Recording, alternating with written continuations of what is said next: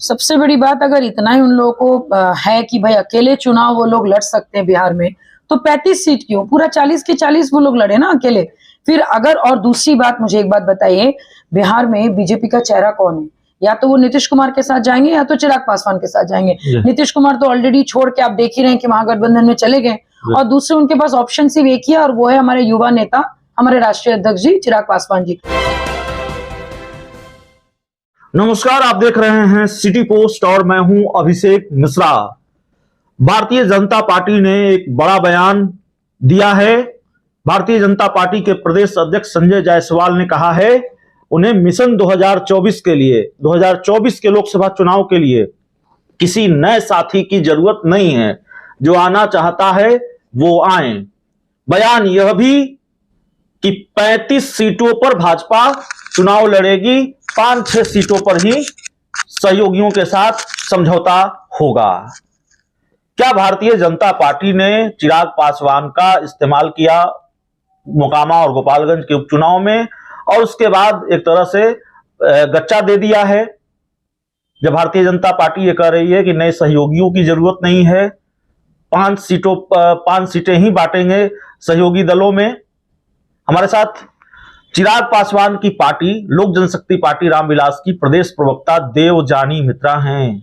Madam, Bharatiya Janata party कह रही है नए सहयोगियों की जरूरत नहीं है। कहाँ ये कयास लगाए जा रहे थे एनडीए में एंट्री होगी चिराग पासवान की, मंत्री बनेंगे चिराग पासवान। बीजेपी खूब गले लगा रही थी गर्मजोशी के साथ। मोकामा गोपालगंज में जोश खरोश के साथ बीजेपी के लिए प्रचार करते हैं चिराग पासवान। अब ये बयान, सहयोगियों की जरूरत नहीं है नए सहयोगियों की। नहीं, देखिए क्या कहते हैं, अगर मैं बहुत गौर से अगर संजय जायसवाल जी का बयान अगर मैंने बहुत बार पढ़ा भी है और देखा भी है, उन्होंने कहा है कि नई साथियों की जरूरत नहीं है।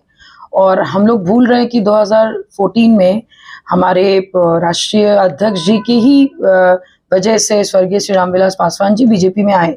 तो कहीं ना कहीं उन्हीं का एक वो था कि उन्होंने पुश किया, तो उनके पिताजी जो है वो बीजेपी के साथ गए थे और उन्होंने बोला कि नए साथियों की जरूरत नहीं। तो चिराग पासवान जी तो ऑलरेडी शुरू से एक पार्ट थे। अगर ऐसा नहीं होता तो हम लोग उपचुनाव में जो अभी गोपालगंज और आपका मोकामा में जो हम लोगों ने अभी प्रचार किया, फिर वो कैसे कर लिया। और मैं आपको और एक बात बता देना चाहती हूँ, हमारे राष्ट्रीय अध्यक्ष जी ने भी लास्ट टाइम जो आए थे, जो अभी वो दौरे पर गए थे, उन्होंने एक बात साफ साफ की थी कि वो उपचुनाव में साथ है, वो एनडीए के साथ है कि नहीं 2024-25 में, उसकी अभी तक घोषणा उन्होंने नहीं की है। नहीं, भारतीय जनता पार्टी के प्रदेश अध्यक्ष डॉक्टर संजय जायसवाल ने बहुत क्लियर कहा है 35 सीटों पर चुनाव लड़ेंगे, 5 सीटें ही सहयोगियों में बांटेंगे।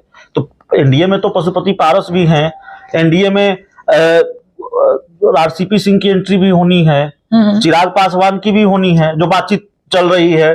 तो चिराग पासवान भी एनडीए का हिस्सा हो, पशुपति पारस भी एनडीए का हिस्सा हो, आरसीपी सिंह भी एनडीए का हिस्सा हो, किसको कितनी सीटें मिलेंगी? 2-3 सीटों पर मान जाएंगे चिराग पासवान। सबसे बड़ी बात अगर इतना ही उन लोगों को है कि भाई अकेले चुनाव वो लोग लड़ सकते हैं बिहार में, तो 35 सीट क्यों, पूरा 40 के 40 वो लोग लड़े ना अकेले। फिर अगर, और दूसरी बात, मुझे एक बात बताइए, बिहार में बीजेपी का चेहरा कौन है? या तो वो नीतीश कुमार के साथ जाएंगे या तो चिराग पासवान के साथ जाएंगे। नीतीश कुमार तो ऑलरेडी छोड़ के आप देख ही रहे हैं कि महागठबंधन में चले गए, और दूसरे उनके पास ऑप्शन सिर्फ एक ही है, और वो है हमारे युवा नेता, हमारे राष्ट्रीय अध्यक्ष जी चिराग पासवान जी। तो ये उनको सोचना, हम लोग को विचलित होने की जरूरत ही नहीं है। हम लोग तो बहुत आराम से अपना काम कर रहे हैं। अभी पदयात्रा पे पदयात्रा हो रहा है, अभी तो पूरा आपका क्या कहते हैं राज्य में हम लोग अभी ये सब करने वाले, पदयात्रा करने वाले। हम लोग अपना जनाधार, हम लोग अपने लोगों के साथ मिलकर चीजें कर रहे हैं, हम लोग अपने लोगों के साथ कनेक्ट कर रहे हैं। हम लोग को डर किस बात का, हम लोग को टेंशन किस बात का? इसमें उतावले होने की कोई जरूरत ही नहीं है। उनको जो बोलना है बोलने दीजिए, वो उनका सोच है। हो सकता है कि पता नहीं क्यों उन्होंने ऐसा बोला, वो उनकी सोच है। लेकिन अगर इतना ही श्योर है, मैं तो ये सवाल करना चाहती हूँ, 35 क्यों? आप लोग 40 सीटों पर लड़िए ना, अकेले लड़िए 40 सीटों पर। क्या क्या जरूरत है आप लोगों को किसी और की?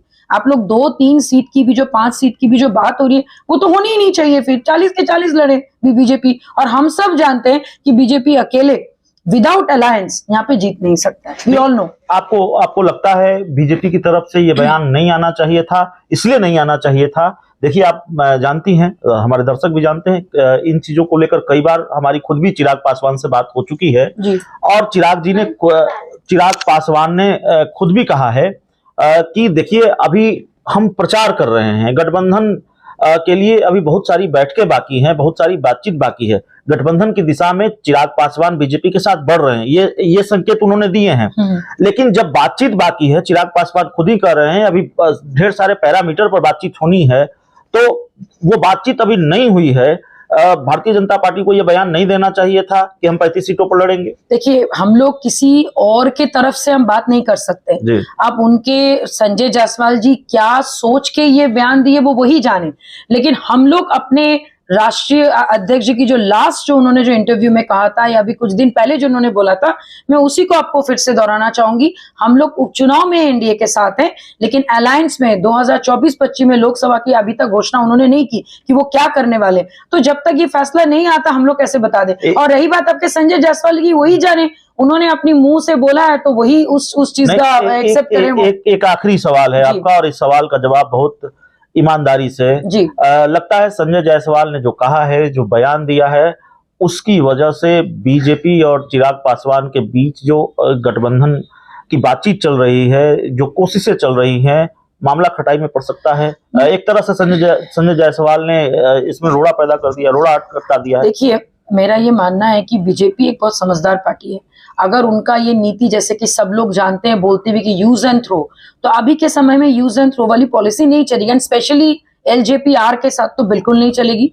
और रही बात संजय जायसवाल जी की बातों की, तो मैं ये बोलूंगी कि देखिए, अब वो किस चीज को सोच के बोले, किसके कहने पर बोले, वही जाने। स्टेट एक आपके सीनियर के अगर इस ढंग से अगर वो बयान दे रहे हैं तो उसके जिम्मेदार वो खुद है, उसके जिम्मेदार मैं नहीं हूं।